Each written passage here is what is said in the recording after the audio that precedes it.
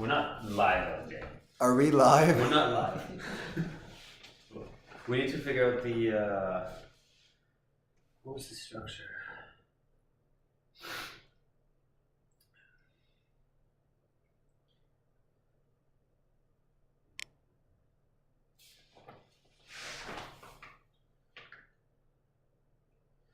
Intro, touch base on how our week was, and then the topic. Oh yeah. That was pretty So good. let's Thanks, pick, Denza. let's pick a topic. The topic that we have is linear versus non-linear periodization, nutrition and meal prepping, work ethic. I think we should touch on the linear versus non-linear programming. Simply because I've never really done a linear program. Okay, let's talk about that then. Just our experiences and our thoughts on it. Yeah. But how did your week go? Huh? How did your week go? Did we start? Is it starting? It is starting. Is it live? Are we live? How did my week go? Yeah. Like, are you over your sickness? No, I'm still coughing up stuff. That's why I'm like adamant to go swimming tonight, so I can hit up the steam room and just try to like clear everything out. This week I did 2 workouts. I think Tuesday. Yeah, and you never joined me, not once. Yeah. Oh no, you did. Yes, you did. Twice. My only 2 workouts were with you, bro. Really? Yeah. The box step overs and We did the box step overs and we did another one. The quick one. The thrusters with the ring muscle ups and the the rings. 15-minute hammer. Yeah. Alright. So the only workouts I did 2 workouts with you. The first one was rough. The 15-minute AMRAP, the thrusters, that was rough because I still wasn't feeling good. It was just like still hard and draining. I was still like recovering from the flu. And then the second one we did where it's like 30 double unders, box step overs, that stuff like that, I enjoyed that. I enjoyed the box step overs. That's never something I've ever done in a workout. Just doing step overs like that, it's exhausting. It It's doesn't look like it. No, It doesn't look like it. you feel it, yeah. Yeah. And you use a 20-pound dumbbell, so I was recovering, bro. you did. Wait till Actually, you- I think what? Wait till you get sick. I was sick. No, you weren't. I You went home didn't have Wednesday close last to what I week. had. Wow. Alright. Alright. So you're manlier than me? No, I'm saying that I was sicker than you. No. Yeah. Yes. My week was actually quite interesting. I felt like I had more. I felt like I didn't sit in front of a computer that much. I don't know if that's a good thing or a bad thing. You're talking business now. I'm just talking about my week. Manage your life. He's a dad and a computer jockey. Yeah. That's how I get these biceps. I'm just like flexing them. I don't know. They were bigger 3 months ago. Oh, hey! Oh, jeez. I felt like I'm not sure if that's a good thing. I feel like it's a good thing. Because I feel good at the end of the week here that I spent so much time with the crew. With your team. Like, with the team, yeah. With our team. It's your team. It's our team. It's your team, bro. You're a part of the... Yeah, I'm a piece. So what you're saying is like Michael Jordan's like, hey, Chicago Bulls is my team. No. Yeah. No, it's our team. Yeah, it's your team. Okay. It's mine. It's my team. But I feel like I still got a lot of work done, and my workouts this week, that one particular one that we did together, the 15-minute AMRAP, that was surprisingly hard. It wasn't hard on paper, but surprisingly How many rounds did really, you do? really taxing. How many I rounds? did- So wait. It was toes to bar? No, so it was a 15-minute AMRAP, 9 toaster rings. Yes. 6 dumbbell thrusters at 50 50. pounds, And 20 pounds, And then 3 ring and muscle then ups. 3 ring muscle ups. So Yeah. 15-minute AMRAP. If you really think about it, per rep, if you do toaster rings, it takes about 2 seconds per rep. So about 20 seconds in, 25 seconds in, you should have been done your first 9. 6 thrusters, same thing, about 2 seconds, 2.5 seconds per. So you should have been done 15, 20 seconds as well. Should have been 1 round every minute, technically. If you are very conditioned. You're just moving. You're just moving. Yeah. But you can't stop moving. Yeah. I only got 8 rounds, so I was taking my time a little bit on the rests. Yeah, you weren't going balls out. No. Because I was taking easy. I think I got 6 rounds. I was just dawdling behind you. But then again, the way I designed that workout was I put something I like with something I don't really like. What do you like there? The thrusters I like. And I know it's going to gas me out, and I know I need to practice my gymnastics while I'm a little bit out of breath. I found the toes to rings was just like rest. It wasn't that hard. That was hard for me too. Toes to ring? Yeah. No, that's rest for me. My grip is really strong, so like hanging there and just kind of swinging around, it was more just like killing time. The thrusters got me tired just from being thrusters. And then I like the ring muscle ups too. They weren't that bad. Yeah. It was like if I did the 50-pound either your grip is really strong or you just weigh 150 pounds. It's, you know? Yeah. Yeah. For a 200-pound guy like me, all muscle. Muscle. It's a little different. Anyways, as far as workouts and work, I think it was a pretty good week. Better than some of the previous weeks that I've had. Mm-hmm. Talk about programming. I'm excited to get like just back into my workouts in general. But like we discussed earlier in the week, I'm not really sure what I want right now. Yeah, what do you think? Do you even have an idea of what will spark, like what's gonna make it like click for you? No. Really? Not right now. That's tough. I don't think I've been... Because I feel like I lost weight. I'm happier when I'm a bit bigger. We can all see it. Why you gotta be a dick? I'm happier when I am heavier. But that's not a workout thing. No woman ever? That's not a workout thing though. That's like me not eating. Like when I get home, I'm hungry, but I'm like, I gotta cook food. I just sleep it. I can sleep it off, and then I'll go to sleep hungry rather than cook some food. How often do you cook? Not often. Like, do you meal prep like for the week? The past, I would say 3 months since I switched, I probably cook less. Diane does the bulk of the cooking for me now. And before I used to cook a lot. But I was like, my cooking was like, it's not good cooking. It's like, I would get chicken breast, we'll lay it all on the barbecue, cook a big pot of rice, and it was just chicken and rice, like basic. Well, my question was like, as a household, like, do you guys meal prep? Like in general, is that something that is like planned ahead? What are we gonna make? It's like the phone call that I got from my wife, or even the conversation before I left the house today. Hey, let me know what you need from Costco so we can cook on Sunday. Yeah, our meal prep is planned ahead, but it's just like Diane only gets experimental with the cooking. So typically, like before you got here, I just had white rice and lemon pepper chicken because I can make lemon pepper chicken. Like you just grab a chicken thigh, lemon pepper, spice, fry it, done. So it's like, but that's like 75% of what my day, like my food looks like. It's just like basic shit. Mine too. No, not really. We enjoy cooking.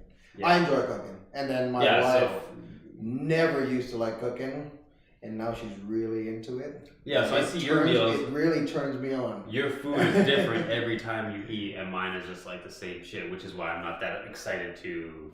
No, it's not that different every time. In a week, so what we do, we have like 3 major meals that we cook, let's say on a Sunday, and I kind of just like, you know, I'll have my rice, and then I'll have my vegetables, and then I'll have like 3 different types of meat. Yeah. And then I just kind of switch them. Well, from the outside in, it looks good, bro. I'll bring you some. I want to get into that discussion now. Programming, yeah. Okay, so we're going to talk about non-linear programming versus linear programming. At least our thoughts and philosophies on it. So you've never ran a fully linear program before, not even for a month? I don't think so, no. And when I did it before, it was like, when I started working out, it was like, it was the segmented training, meaning like I do like the big push, like big movement, and then followed by isolation, and then followed by a little bit of cardio, and then the next day, just anything else that doesn't have anything to do with that other body part. So you were winging it. yeah, I did, and then until you get Like it has structure, but you're winging it. Kinda- It's got flexibility. in the beginning, until I got to a point, I was already training at Sunridge then too, until I got to a point where, you know, you go through Men's Health magazines, you go through all these books and YouTube videos, like, oh, it's you know, the typical chest and tries and back and buys and legs and core, and then a cardio day. I got into that. I really enjoyed it. I don't know, I enjoyed that type of training too. I enjoyed, I guess, from all of my experiences, I've done bodybuilding, I mean, isolation training. So the definition of a linear program, meaning like you had set days, like Monday, like if you were on a 5-day program, set days with set exercises, set variables, and like you track the weights. Progressive and you go overload. You progressively overload, and you do the same shit for 4 to 6 weeks. I kind of, you've done that. That was the not for very long. Probably 6 months. It's a fucking liar. He said he never did it before. You lie. How can people trust anything you say now? You can't, I guess. You can't. You gotta take my bullshit. That's it. So I guess I've kind of experienced that. Not that I really planned on, you know what, this is what I'm gonna do, and it's set for 4 weeks, and then I'm gonna try and program again and, you know, progress that again. There was really no thought behind it. It was like I would train the muscle until the muscles can't perform anymore, and then I'm gonna do some cardio, and then I'm gonna feed myself, and I'm gonna sleep. That's about it. That's doable though. That can produce a result for sure. Well, it looked amazing at least. Well, I don't know performance wise. I believe though that like intention and intensity and effort is more valuable than the program itself. Absolutely. So that's why you got the result. That being said, you can have the best program in the world from the best programmer in the world. It's garbage. And if you half-ass all the workouts. Yeah, so intensity means more. What I started, that's all we ever did. There was no nonlinear programming that I was accustomed to. I knew it existed, but we never did it because we weren't sure. We never had anybody who actually did it to produce a result. It was kind of just like random training yields a random result. Nonlinear is just random stuff, constantly shifting around, constantly moving. We did. So I personally, like my 6 years, I was doing like 3 to 4 linear programs with a specific focus, and then I would get bored for a while. Like what do you mean 3 to 4 different programs? So the first program I would have would be like, let's say a 4-day program, anti-posterior split. So push-pull, like upper-lower, 4 days. And I would have the rep scheme focused on like what I would call functional hypertrophy, being like some strength, some hypertrophy. So I say that 8 like, to 12? I say that more like 6 to 8. 6 to 8. More like 6 to 8 rep range is functional hypertrophy. You're still getting some strength gain, but you're still getting some muscle development, right? Is it functional hypertrophy or like strength hypertrophy? When I say, functional hypertrophy being like there was not many bodybuilding, like I wouldn't there's a lot of I don't see value doing like a leg extension for 6 reps. It was all like, squats. What'd you do today, bro? 6 RM. Where? What'd you do? It was leg extension. It was like functional movements. That's when I started functional hypertrophy. So I'd run a functional hypertrophy, then I would run like a 6-day advanced, like a superset bodybuilding split. And then after that, I would do a pure strength, like maybe a 5x5 program. Everything I ran was linear. You'd be like, we're going to do functional movements, get the body moving properly. Then we're going to try to put on some size and push everything to failure. Then we're going to try to get stronger. So when we go back to the other ones, we're constantly leveling up. So it was a focus. I wonder, here's one thing about linear programming for me, that right now, I just kind of, I kind of question it. Up to what point are you going to be progressing? Like, at some, it cannot happen like, I'm going to squat 400 this month for the next 3 months, and then for the next You know, next 3 months after that, I'm gonna be spotting like, let's say 450, and then It's no 500, and then It's no different compared to any other style program though. I ran multiple bodybuilding programs and did not put on any size because I wasn't eating enough for it.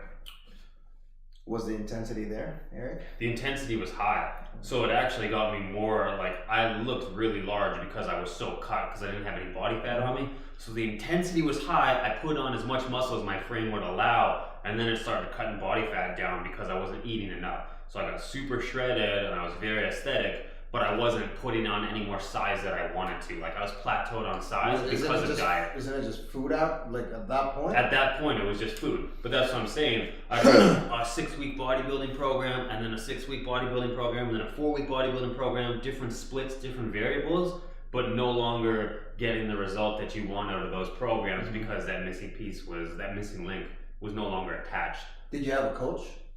Or was it just you programming for yourself then? On and off. Like, I had more, just because we're surrounded by coaches, I was more just get input from other people and just get some, I will put my spin on it with some advice from other peers more than anything.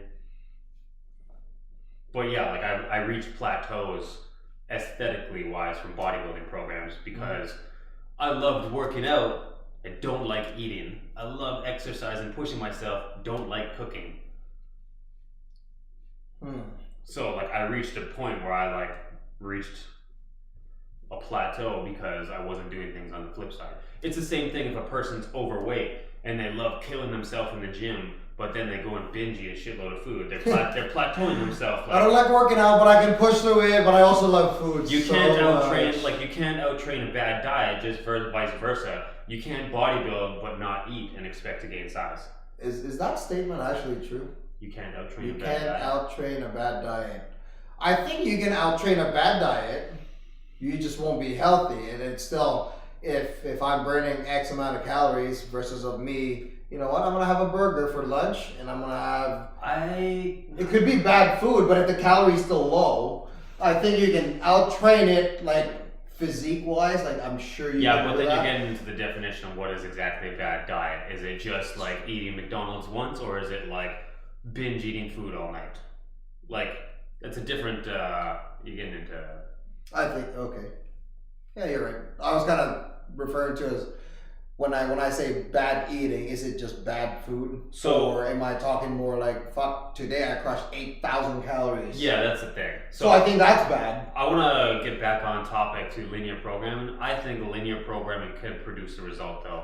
I think so too. Constantly, because I've seen it myself. I've seen it in my clients. I've seen it myself. The cycle, like the focus is. I don't even know if they really need to change that much if the intensity is there. Like, I don't think you need to go like strength, bodybuilding, conditioning, strength, bodybuilding, conditioning. Like I've gone bodybuilding. You can do that just fine and you'll get the result. As long as you're eating right on the side and you're training hard, pushing like bodybuilding, you just push the muscles to a failure and they'll grow. Linear programming was something I was skeptical of because I'm not like I was like, man, like what's going to like not as much focus per se. Like I think even guys in our gym are shocked when they look at your physique and you train the way you do because it looks like you do shitload of biceps and triceps and pecs and shoulders because you got this big frame. Yeah. And they see me doing it. But the thing is like what made sense to me when I saw your physique is like when I trained with you, watched you train, you push yourself to a failure so much just on bigger movements. So if you're doing like kipping, like butterfly pull-ups, your lats are getting smoked. It is. Biceps are getting smoked. The lats are getting smoked more so than doing a lat pull down for 12 reps because you're doing 30 reps non-stop. You're pushing the failure even more so than a bodybuilder would because they'll do 10 reps and then they'll take a 60-second break and then they just get a chill. So I think bodybuilding can produce a result of size in a more relaxed, like almost boring training style. It got boring to me. Whereas what you're doing, it's like non-stop, like go.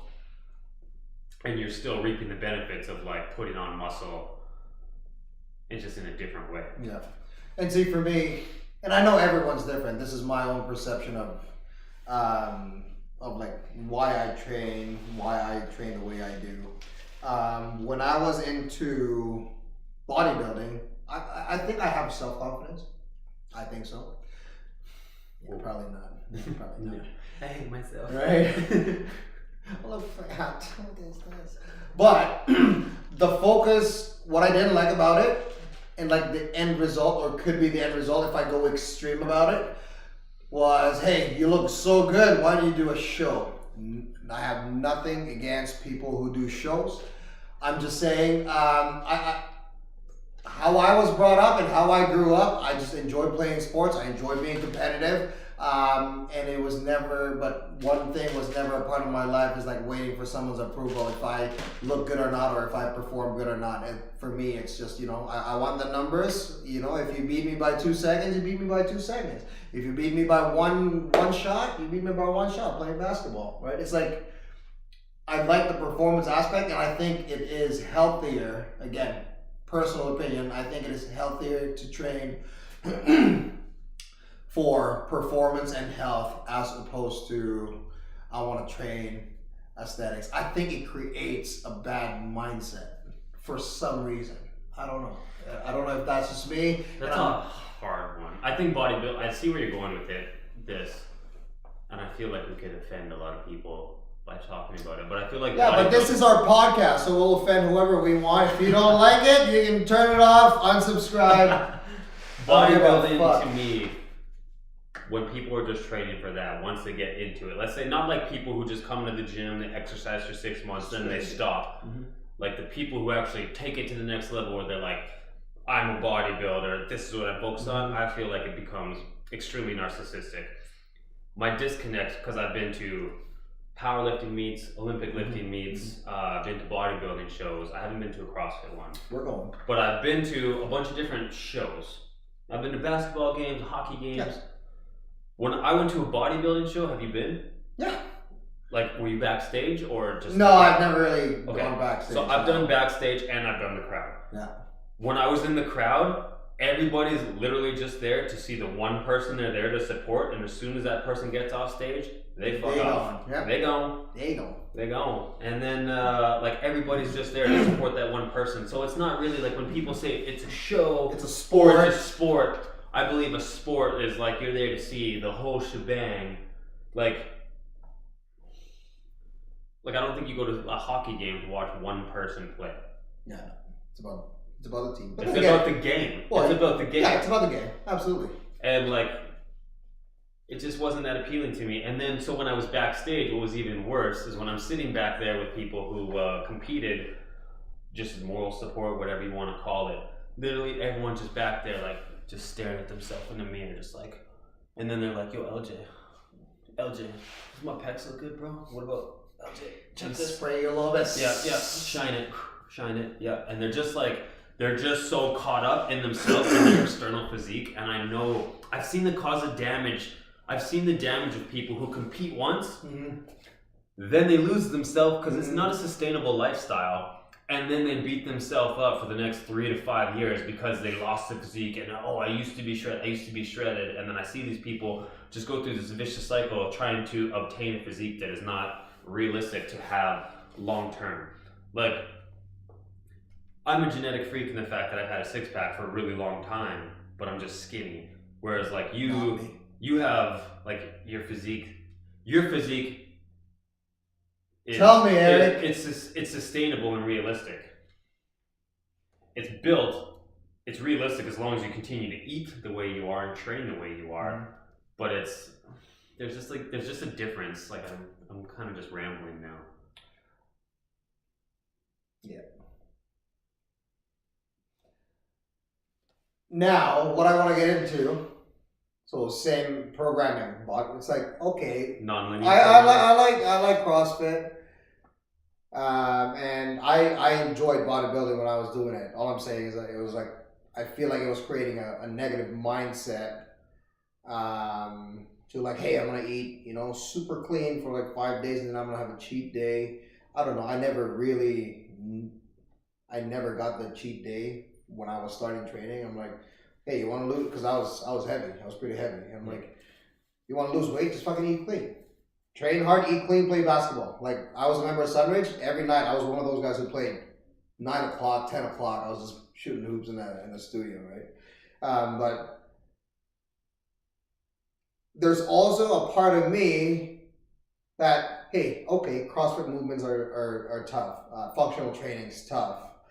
There's a way that you can lose weight by controlling what you eat and, doing some, major movements like your deadlift, your squats, your lunges, and then your basic push-pull. I think there's still benefits to it. Say, for example, a 250-pound lady who just wants to get fit and just wants to start doing something. I almost feel like it's an easier entry. What is CrossFit? No, like bodybuilding. Yeah, linear programming, bodybuilding. I feel like, and again, I'm speaking from a point of view of I work in a commercial gym, that I feel like it's just a lot easier for them to get into the habit. Oh, there's a steam room here, there's a sauna, there's some TV. It's almost like, it's not like, hey, you've never worked out before? Come here to my gym and you're gonna fucking work hard just like that. Yeah, CrossFit Box is like, CrossFit Box is intensity. It's like there's no distractions, there's no BS, there's no softness to it. It's all like rugged, dirty, bars, rig, ropes. There's no basic, like, you can, a woman who wants to lose weight can go into a gym, she can leg press, leg extension, hamstring curl, and that's a decent leg day. She could have a decent leg day, depending on how hard she pushes those machines, and then she could do some cardio, hit the steam, have a shower and go home. Yeah. Or have that feeling of like, you know what, like that gym life. I accomplished something. I went to the gym. And it's not like, I guess it's hard now to think about it because I'm like, what if I started that way when I was heavier? So that's I'm going to take it back to me for a second. Oh. Nothing new about that. No. So we said I want to put on some size. Yeah. In my head, I'm like, okay, I can go about this two ways. I can do it. I can start eating again, and I can start CrossFitting with you, and I can put that size on. Or are you? You think you can put that size on doing our programming? Yeah, if I eat for it. Yeah, but that's the same as bodybuilding. Exactly. So what I was going to say was, or I could not do CrossFit with you. I could just bodybuild, and I could put that size on as well. Then it's like, okay, now we take the size out because I can get it through either program. Now what do I want more? It's like, well, I don't mind getting an arm pump, just like doing an arm day, let's say. I enjoy that on a relaxing day. But most of the time, I get bored way too fast. I can't have a full chest day anymore. I can't have a shoulder day, which is why, like, I enjoy doing Olympic lifts. I enjoy doing handstands and stuff like that. But, like, it doesn't feel like it's going to produce the same size result when I do something as if I was bodybuilding. Yeah, but then again, it doesn't say that you can't do a bro sesh once in a while. Doing CrossFit programming. Yeah. Right? Like, if you think about accessory movements or accessory work to build stronger pull, like what are the muscles that are pulling? The other thing, I feel like a mix would be the best, really. For me to work out with you, though, the hard thing is because you are at a higher level of conditioning and strength on most movements. And normally I'm not the person who's playing catch up. So for me to play catch up is like putting me in a position or putting me in a seat that I'm not used to being in, being like so far behind. Like, no, I'm okay being a little bit behind, being like, if I was just behind you here, but I feel like I'm not one step behind you in strength and condition. I feel like I'm 3 steps behind you and skill work. So I'm like trying to, like, when you program 60 double unders and I can't do 20, I'm like, the thing that's you did 20. I did 20, but I had to turn around and not look at you. But while I was doing my double unders, I could hear your skipping rope. And I was just like... That was on the last round. I was like, that motherfucker, he's going so fast. And I was trying to maintain my rhythm, but I could just hear your skipping rope. And I was just like, it was killing me. I know. That was the last round. It was killing me. I knew that. I saw you turn the other way. I was kind of like just facing the squat rack. Yeah. So that's why it's hard for me to try to lift. And then if I lifted your weights, let's say I felt 100%, which I don't right now. But let's say I did feel 100% and did that workout with you. If I got like 2 rounds, like a round behind you, or like 3 or 4 stations behind you, because I didn't have the strength to do the 50 box step overs, I'd just be like beating myself up. And I used to beat myself up a lot, and I don't want to get in a position where I'm doing that again. When I exercise, I would rather feel like a little bit more confident. And then I know you're like, oh, yo, it's you versus you. But then at the same time, that just, wow. Once I was just playing that in my head and he said it. But when you say that when I'm down. But if I start picking up steam, that's when you try to challenge me. Absolutely. So, but that's like me lying down. I put a knee up to stand up, and then you're like, oh, this motherfucker's getting up. Hey! And then you step on me. No, that's just a little friendly push to like, hey. It is, but I'm not there yet. Let's pick it up, right? Let's pick it up. Don't stop. Just grab your rope and let's start going. So same thing. I told you when did I just make that voice like Brandon? Hey, buddy. No, I didn't. Okay, you did now. Okay. When I first joined a CrossFit box, it was the same thing. I told you, I go in there. They have what you call a Hunters Club. I go in there, and literally, I feel like I've never worked out my whole life, and I'm like, oh, I've been in a commercial gym for 5 years. I've been training for 5 years, and everyone just dusts me in their workouts, right? Yeah. And they're all movements that I can pretty much do and have practice as well, but their intensity is just way, way higher. I never really had that moment where I beat myself up. I actually remember the thing that I always told a good buddy of mine, Colin Urquhart. I'm like, hey man, I'm learning and I'm doing it. It's just a matter of time with my competitiveness. It's just a matter of time till I catch up to all you guys, pretty much, right? 6 months later, 7 months later, and I was like, now I'm like toe to toe with everyone. I think there's value to being pushed like way outside your comfort zone. Not that it has to happen every time, but there has to be those moments where shit, like I really have a lot of work to do, and I'll admit that, and I just got to get better at it.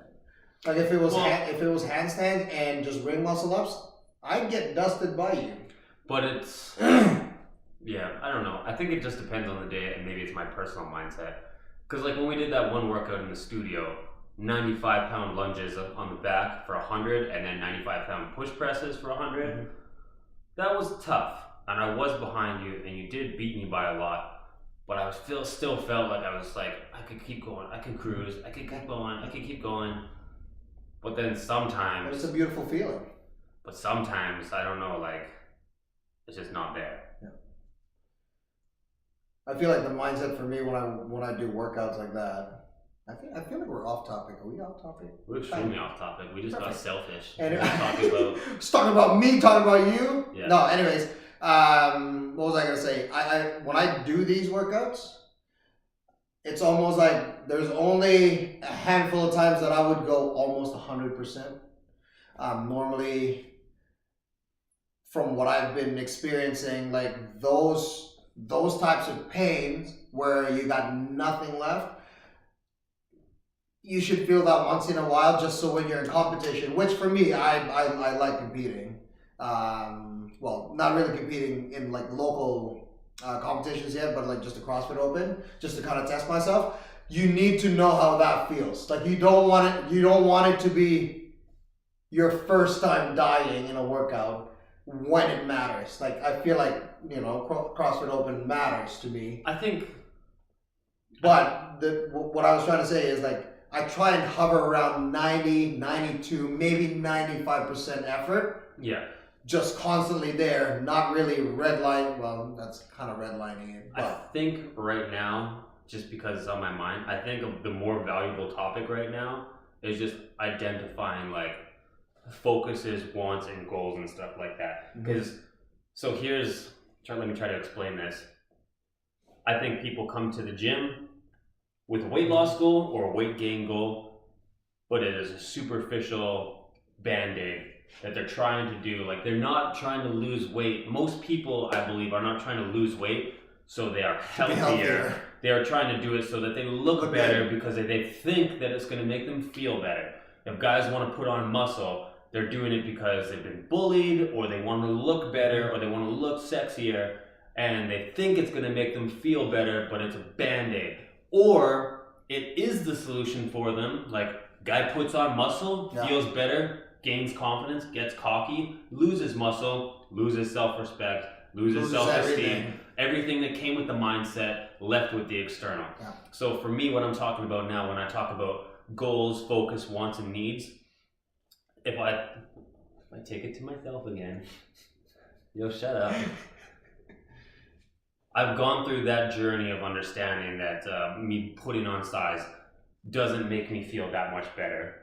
Me performing like a monster does make me feel pretty good, but on the flip side, same idea. When I lose it, I feel bad again. Yeah. Oh, yo, I can't deadlift 400 no more. I can't do this anymore. I used to be able to lift this much. So it's the same thing. So like on that level of just health and fitness and wellness, for a guy like me, I'm strong, capable, functional, can do a lot of, like I can do more than most. And now I've almost lost a little bit of that drive or a little bit of that hunger because the competition aspect doesn't get me that excited. Like for me to, like if I was to dust you in a workout, wouldn't get me that excited. I think no. I think you'll be like, whoa! But maybe that's only just because you talk shit to me about it. That's true. Where if it was an average person, like most people, the people that I've seen in the gym anyways, like the team and stuff, they're not that crazy competitive, not crazy, like nobody's going against each other. So on that same level, like I don't know exactly what's going to be my next step to get my drive back, or other people who are like, yeah, I'm pretty happy with the way I look, and I can do the things I want to do. Yeah. So do they just stop there, or like what's the next step for them to try to get more, get pushed more? Well, when we try and talk about health and fitness, like I said, for me, health is not just one aspect, right? Like it's not your body fat. It's emotional health, spiritual health, your physical health, your mental health. But if you're at that state where, hey, I don't have a problem with myself. I like the way I look. I like the way I perform. I can do all things that I need to do. I don't think there's an issue of like, oh, I don't have the drive to push. No, technically you're doing something. It's not like you're slacking off in all your workouts. You're still pushing when you're in your workout. It's just that you don't have an extreme goal. Like let's say I want to go to the CrossFit Games kind of goal where I need to like push and do 3 a days or 2 a days kind of workout. You're just not at that point.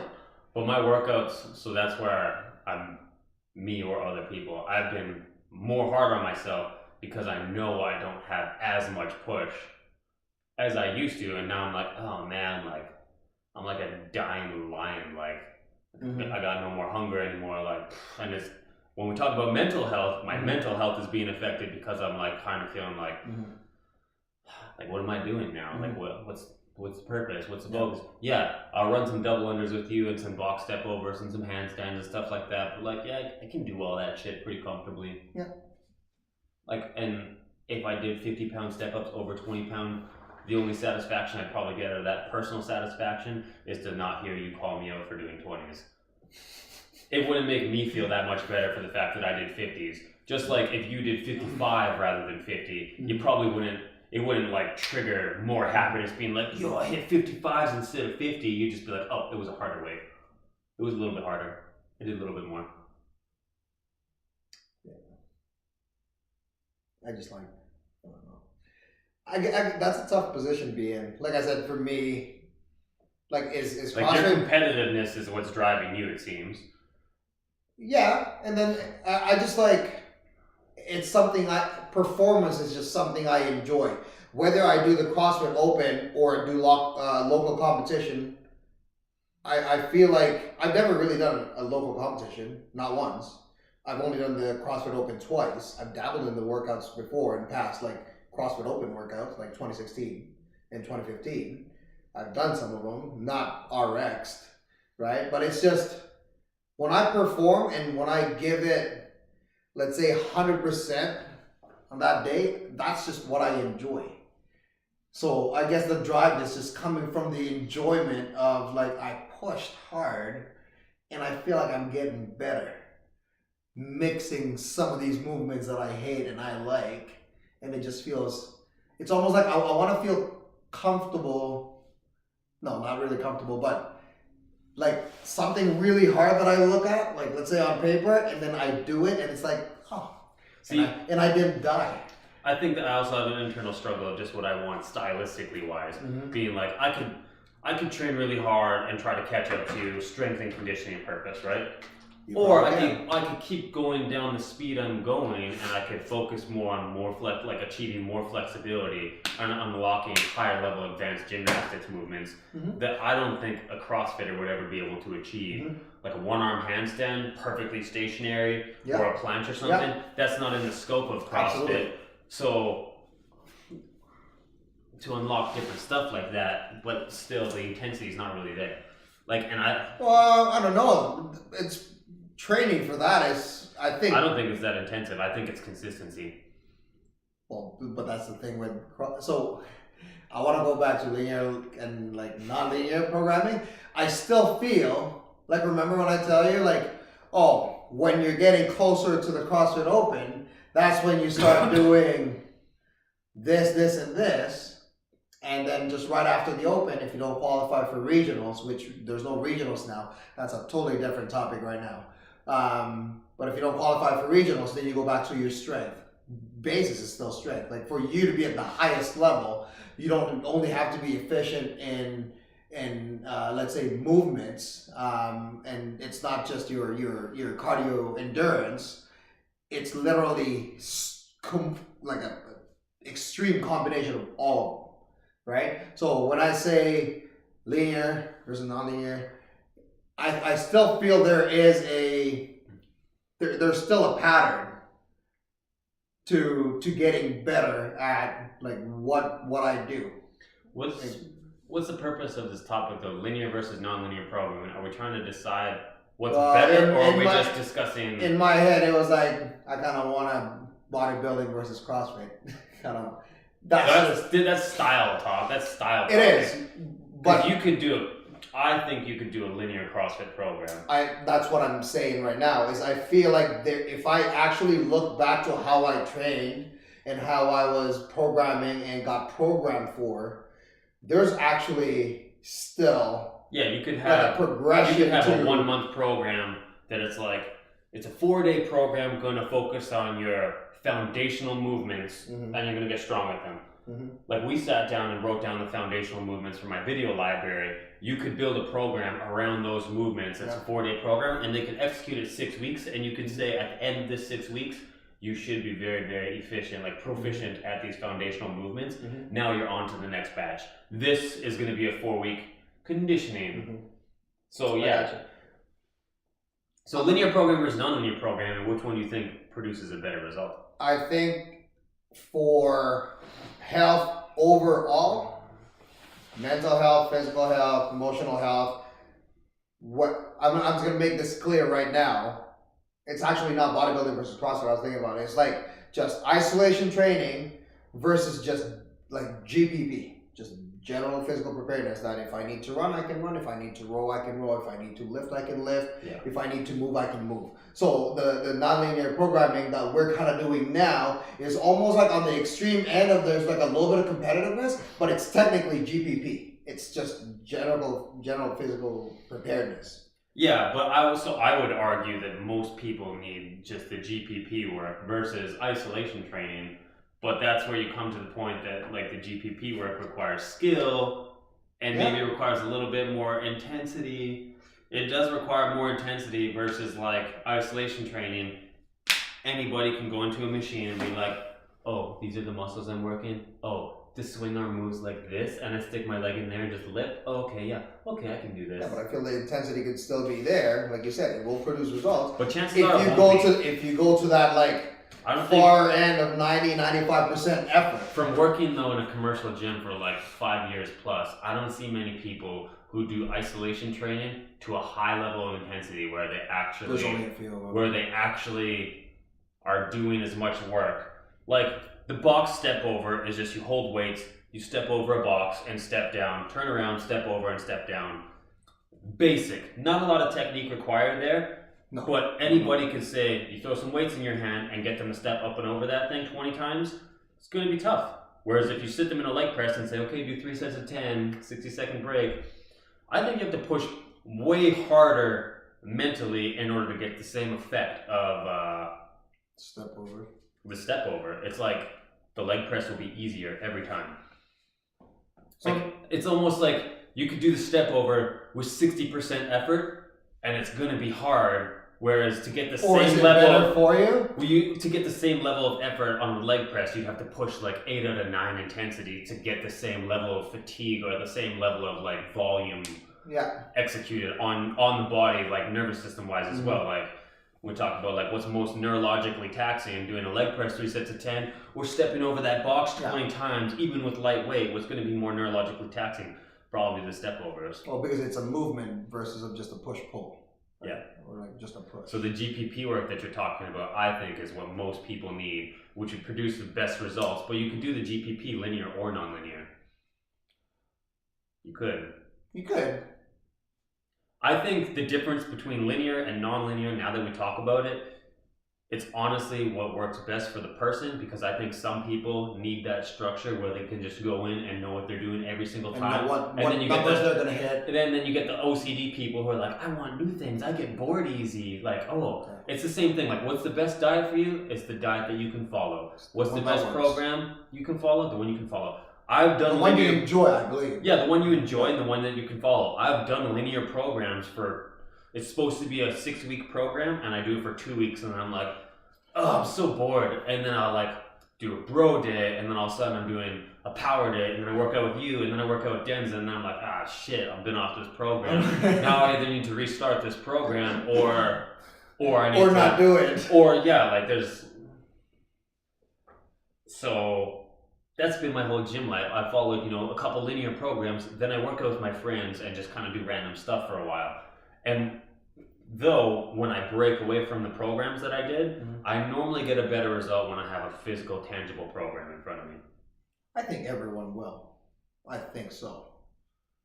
Versus just playing.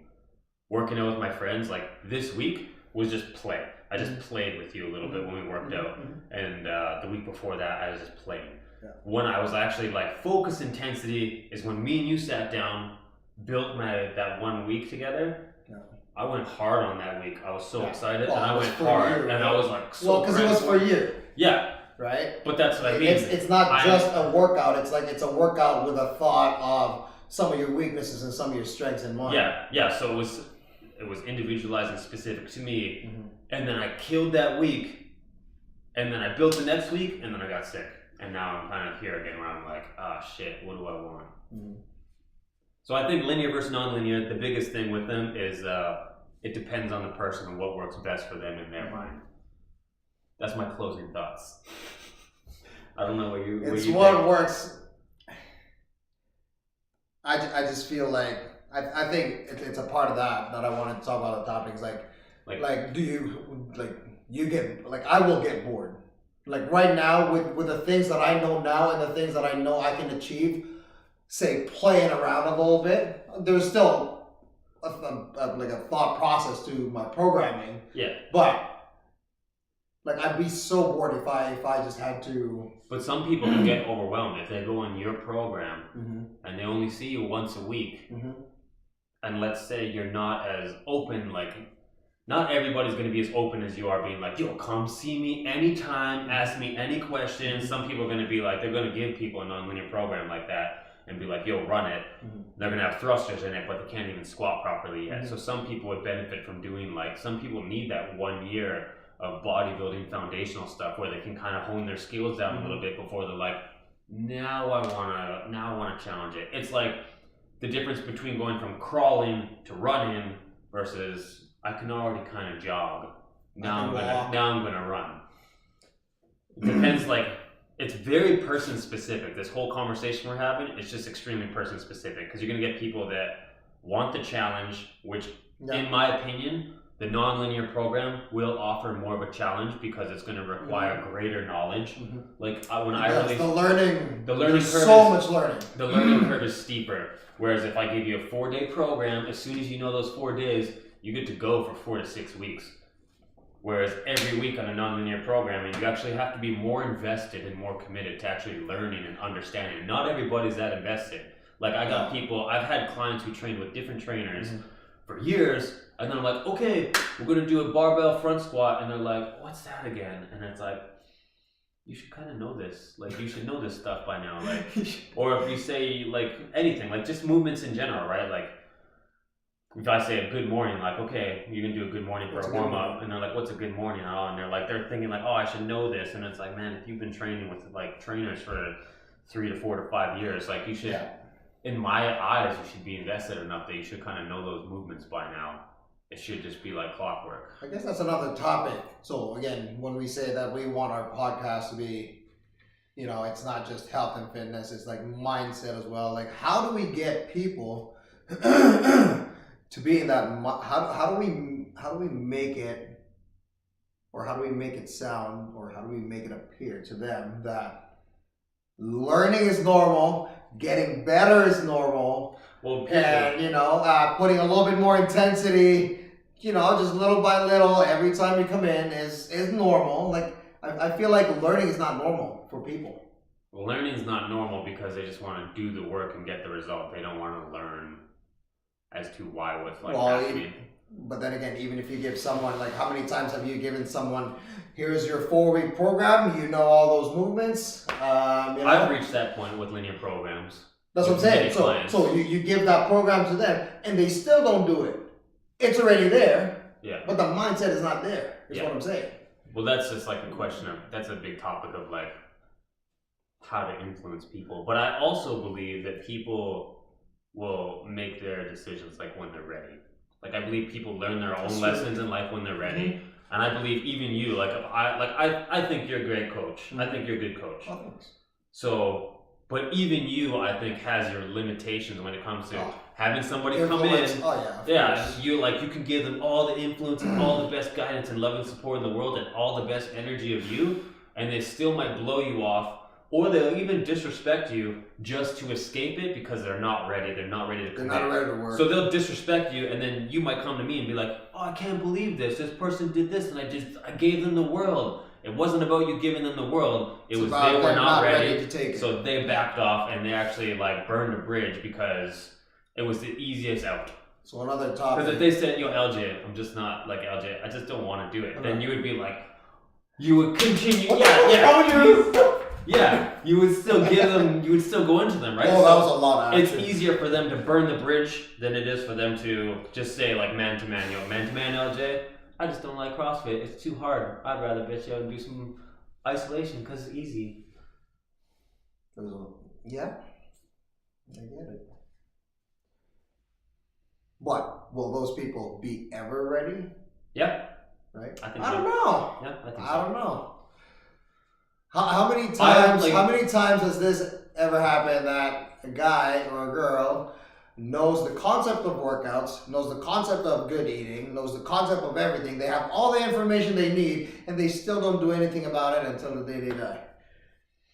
That's some people for sure, but I think that everybody still, like, you are not the man you are now 5 years ago. You've had a lot of growth and development, a lot of different mentors, a lot of different support systems, a lot of different learning in your life. When you were 16, like right now, you say you go to church, you listen, you're invested, you take notes. When you were 16, you maybe not thought you were going to be that person. I was that person. Okay. Well, no, if we're just talking about church. So for me, like we talked about it on the last podcast, I feel like I am where I am just because of the solid foundation that I have. That's why it's almost like I almost sound so sure every time of like what I want, but there's people out there that are like they're not there. Every step I've done in my life thus far, I never thought I would achieve it. I never thought I was going to be a trainer. I didn't think that I had the confidence or the knowledge or the self-esteem to do it because I thought trainers were very, very confident, like superheroes. Never thought I was going to be assistant manager or manager, and then I managed for 4 years. Never thought I could buy a house. These are all things I never thought I could do. but I kind of just like, was like dipping my toe in the pool, and then I was like, I don't know, and then I go for it. This is one. I'm the person I'm telling you that like I wouldn't have done stuff, and then I reached a point where I'm like, you know what? Yeah, I'm ready now. So this is a very good example and a very good conversation that you don't have to be that type of person who, hey, he's always confident. Hey, he always knows what to do. Hey, he's always ready to go for these challenges and, achieve this, and they have that vision and stuff. Because technically we're pretty much on the same boat that, you know what, I never thought I'd be a trainer. You said you never thought you'd be an assistant manager. You never thought you'd be a fitness manager, and then you managed for 4 years. On my end, I started as an FC. I already saw myself training. I already saw myself managing. I was still an FC then, right? So there's really no one way to achieve things. It's kind of what works for you. Linear kind of versus non-linear. That's your closing thoughts? Woo! That was a good one. Why? Wasn't it? That was pretty good. It was alright. I think people who are listening will still love it. But yeah, it's 54 minutes. I didn't think it was gonna. It didn't feel that long. I'll tell you that. So linear versus non-linear, they're both good. They can both produce a great result. It's what works best for you and what you enjoy. I think honestly, you should do both. I think you should do both. I think you should dabble in both. Yeah, and until you're really sure of what you want to do, try and do both. If you're not sure about what you want to do or how to do it, please, for everyone who's listening, whoever we can reach, get yourself a good coach. Doesn't matter where you are, doesn't matter which gym, just get a good coach. That's the topic on how to fucking find a good coach. There's so many bad coaches out there. Did you ever feel like you were a bad coach at one point? I believe I always had people's best interests in my heart and intention. So I don't know how you would define a bad coach. That's true. I think that at the start of my career, I wasn't as quality at delivering good technique when it came to things like deadlifts and squats. Mm-hmm. Like I was teaching, 7 years ago, I was teaching people how to deadlift and squat, mm-hmm. and some of these people could execute it better than myself. Yeah. So if you call that a bad coach, then I was a bad coach. But I could identify what was proper movement, what was good movement, and I could get people to execute it, but I couldn't execute it myself. So whether that's coach versus athlete, it's two different things. I guess the bad coach that I was kind of trying to say is, we've all seen this, hey, this guy has the certificate, seems pretty good on paper, he talks good, he talks the talk, and then he trains people and just, I guess a bad coach is someone who doesn't care about you. He cares about the money. He or she cares about the money, and I don't feel I've ever been that person, man. I've always been very passionate. Yeah. I've always enjoyed helping people. I've enjoyed working with clients on a one-on-one or group basis, but for me, it's not always about the exercise, but it's also about getting to know the person, understand what makes them tick, so I can help them kind of move through their journey and kind of try to ensure that they don't make the mistakes I made when it came to thinking that being super big is the key to confidence. And I think that's why I want to fast track people so they don't have to take so long to learn those lessons that I learned. I think that's why we click, because we have pretty much, I feel like we have the same interest in mind that this is a person, she is a part of a big family and a big community that will be affected if she is not healthy on her mind or, physically, mentally. So, different topic next time. What was that going to be? How to find a good coach. I don't know. We're going to send this out to some people though. So if anybody listened to this whole 58 minutes, if you have any specific topics that you think would be good for us to discuss, let this fine gentleman know or myself, and we'll talk about it. Whether it's a personal issue for you, a topic that you think of, as long as it's in that circle of health, fitness, wellness, which is also sexiness. It's also lifestyle. Exercise, the way we exercise is part of your lifestyle. Yeah. The way we preach it to people. You should always exercise, always be doing something. Never like, oh, I took 3 months off. There is no take 3 months off. That's like I stopped showering for 3 months. Yeah. If it's something, I tell people that too. I'm like, for us, we reached the point where, you know what, working out is a lifestyle. Working out is important. We feel good when we move. We feel good when we're active. Yeah. It is as important as my meals. I'm not gonna go 3 days without food. Are you fucking kidding me? Yeah. Right? So same with my workouts. It's pretty much at that point for me now. Unless you're sick, then of course you don't work out. But then again, same thing. When you're really sick, do you actually eat a lot? No, you don't. So it's the same thing, right? That's a different, I don't know if it's a different topic, but just on my mind of like, when we talk about lifestyle, like I like to play video games and stuff like that, but I'll work out before I get the game in.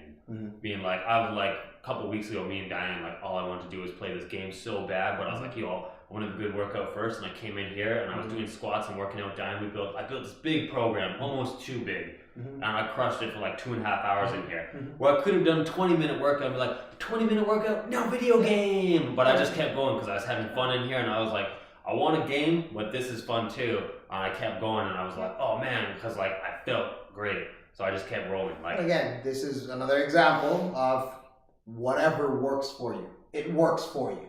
Yeah. It does work for you. So do what works for you. And if you don't know what works for you, go find someone who can coach you with that. And remember, we are live on the cloud. Are we live? Yeah, fitness.